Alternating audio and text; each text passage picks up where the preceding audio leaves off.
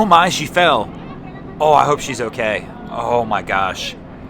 You never know how that one's going to turn out, but the ramp is slick today. As you can see, here goes the trucks putting on the show.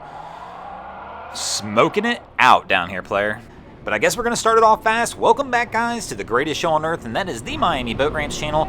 I'm your host, Broncos Guru, in collaboration with our boy Wavy Boats, and it's another Wavy Guru Productions back at the ramp, and we're visiting Black Point today. Our lady appears to be okay, thankfully. That it can be a dangerous situation when you see people slip on the ramp. And you can tell by the truck next to us that it is slick. People are going to have to be careful today. And our guy's going to step out of the truck to try and reevaluate this one.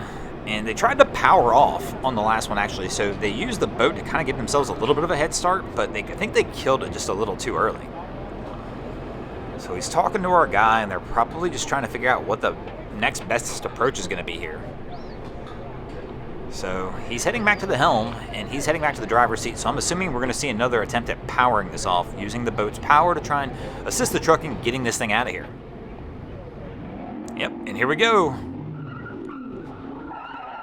And a little bit of smoking tires again, but he's going to get this one out of here this time, and they'll be on their way. Well, this is one big boy right here. He's going to pull this thing, but they're approaching the dock. He's coming in a little bit hot, though. Our guy, he's going to have to pump these brakes, and he's trying to pump the brakes, and he's pulling the stern back now. Uh-oh. No, bro. No. Oh, no, not the engine cowl. Oh, that one's definitely going to leave a mark. I mean, hopefully it's not cracked. If it's not cracked and just a little paint, that's only a couple $100 fix, but whew. If it's cracked, man, those engine cowls just get ridiculously expensive anymore. If you can even get it, probably, but our guy's going to get this one tied up, but man, that's a little bit of a pricey way to end the day.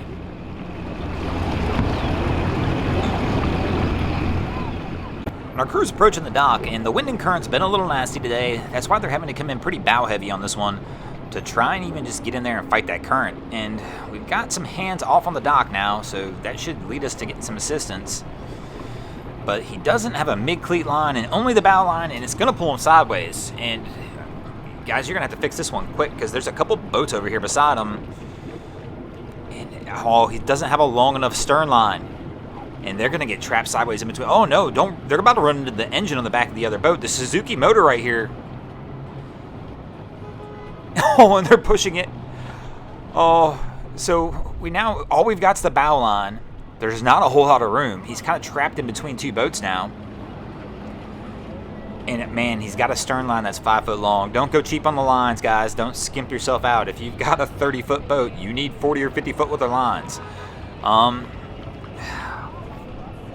He's going to have to power this one. I mean, maybe somebody could come to the back of his boat and try and walk it off this other boat that's behind him. And I don't even know that I'd tie this up front right here. I mean, really, somebody could possibly walk the boat up too using the handrails there. But he's going to try and power it out, but it's going to be tight.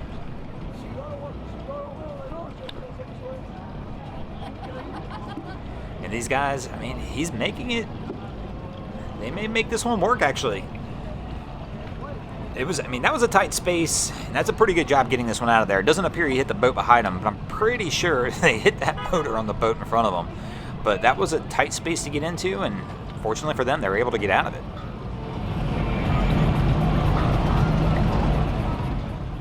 Looks like our crew's going to choose to fight the wind and current today as well, and they're probably going to have to make a steep approach angle on this one also. So Cap is trying to line it up, taking the slow roll approach.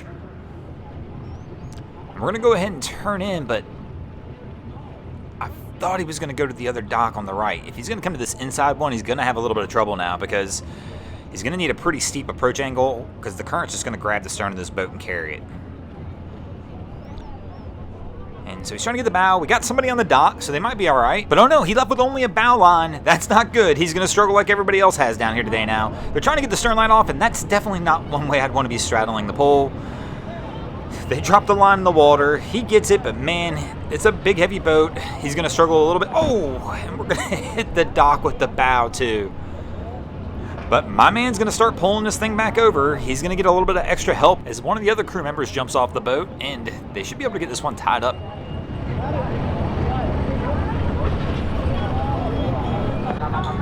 This is definitely an interesting one here. So it's not uncommon for us down here at the boat ramp, especially in South Florida, to see boats and skis and everything else floating away from the docks because nobody bothered to tie it up with a line.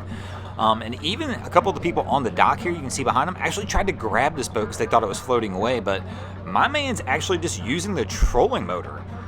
He's got a remote control around his neck. I'm assuming he's got it in some kind of lock position, and it was just floating right off the dock with that. That's pretty slick. Now, it's definitely a unique way of doing it, and it might not be as unique as I think, but through all the videos I've ever seen of us doing this down at the ramp, this is the first time I've seen somebody do that. So our guy here is now obviously pulled the trolling motor up because he's back in the boat, and he's going to go ahead and load it on the trailer. But that was just, usually we focus on things that are a little bit wild here, and it's not this kind of wild, but I just thought that one was interesting because it's the first time I've seen it down here at the ramps. Now that was slick. Let's see how slick he is trying to get this thing on the trailer. We do have a little bit of a wind and current today, and it is pulling from the right to the left of your screen. But our guy looks like he's got a pretty solid line here. And we've got a new contestant stepping up to do battle with the ramp, though. And these guys have picked a good line, because this is the ramp I would be trying to go to as well. Right here, the wind and current, once again, is moving from the right to the left of the screen. So these guys should be able to get in. What is he doing? He's getting a little sideways now. All he really needed to do was go vertical in and let the current push him in. And now we're going to miss. So he's going to try and power this one back up. And I'm assuming we're going to fight the wind and current coming in here on the first dock now. So he's got somebody who's going to get off and give him a hand. So that should help a little bit. But, oh man, he's close to those pontoons. He's definitely getting close to the rental boats behind him, and that's going to make this one tricky.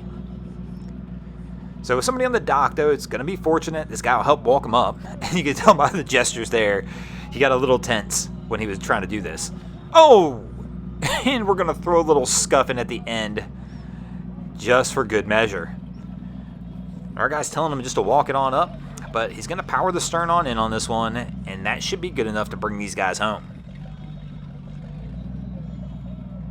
And when they're leaving the boat, man, you might as well just leave with the stern line as well to tie it up. And speaking of tying it up, we're going to go ahead and tie it up and get out of here as well. Thanks for watching, guys. I hope you enjoyed this episode of Miami Boat Ramps. If you did, please check out our other content. We have Wavy Boats, who does a bunch of great things down at Haulover Inlet. My channel, Broncos Guru, we do some great comedy boating videos over there as well. And of course, we've got Boats vs. Haulover, where man and machine take on Mother Nature down at Haulover Inlet, Miami, Florida. And if you guys haven't already, go ahead and drop an anchor on the subscribe button here.